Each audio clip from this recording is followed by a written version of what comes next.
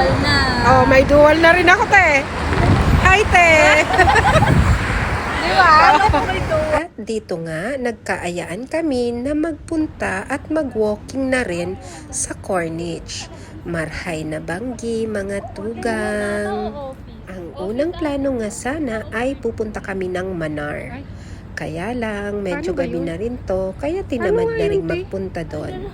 Kaya, dito na lang kami na uwing pumunta sa Corniche.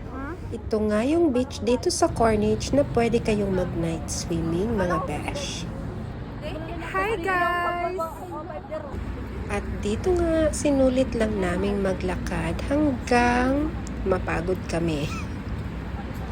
Ayan. Wala sa plano to mga besh na magpunta kami dito. Actually, itong dalaga ko lang at si Tin ang dapat na pupunta dito.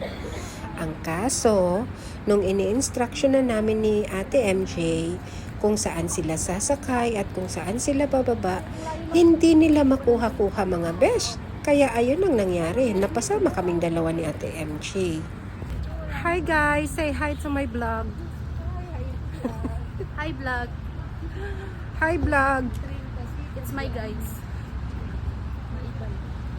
Okay guys, pawisan na po kami. Ang layo na ng nilakad namin. Ano na kami? From bahay, 13,000 steps. nasa ano na kami. 8 ang Alba Malapit na kami sa Notion Tower. Nation ba yan? Notion. Nation. 15 years. Sorry guys.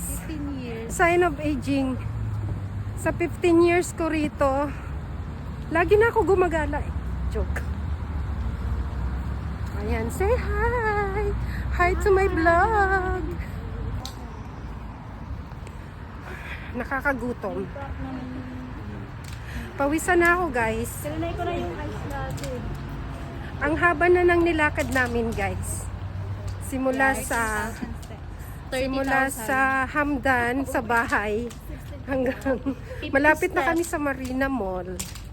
Sa totoo lang guys. Ilang minutes na, ay ilang hours na tayo naglalakad? Mga 5 hours.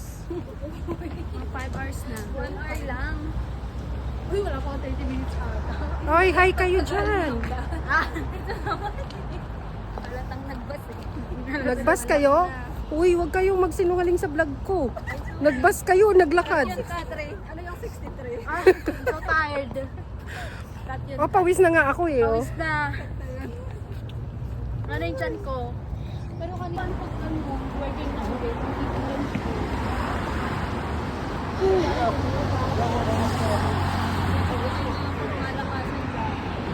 Kaya nga eh.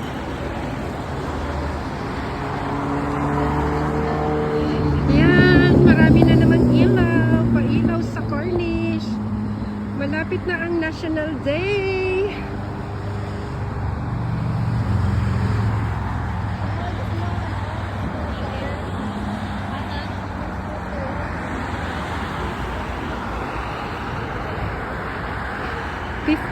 National Day, December 2 and 3. At ayan nga, at mahaba-haba na rin tong nilakad namin mga besh.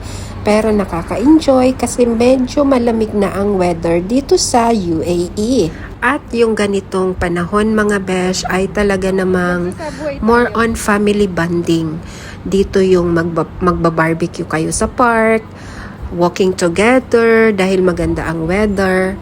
So, talagang nakakatuwa dahil nandito na ngayon ang family ko, which is dati is talagang trabaho-bahay lang talaga ako, at minsan sumasama din naman ako sa mga friends ko with their family din. So, ngayon na nandito na yung dalawang anak ko at syempre yung pamangkin ko, siya naman yung una kong dinala dito.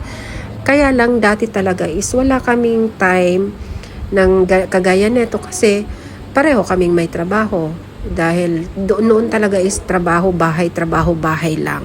Kaya minsan maganda rin talaga yung hindi nyo pinagplanuhan na lalabas kayo or pupunta kayo sa ganitong lugar kasi minsan yung talagang pinaplano nyo ba hindi talaga natutuloy. So, mas maganda yung biglaan lang talaga. Kasi ito mga besh is biglaan lang talaga itong pagpunta namin dito. Saglit nga lang ito, pero talaga namang na-enjoy din namin. At eto nga, nag-aabang na kami ng bus dahil magbabas na kami pa uwi mga besh. Lagi po tayong mag-iingat at huwag po nating kalilimutan laging magdasal. Salamat sa panunood!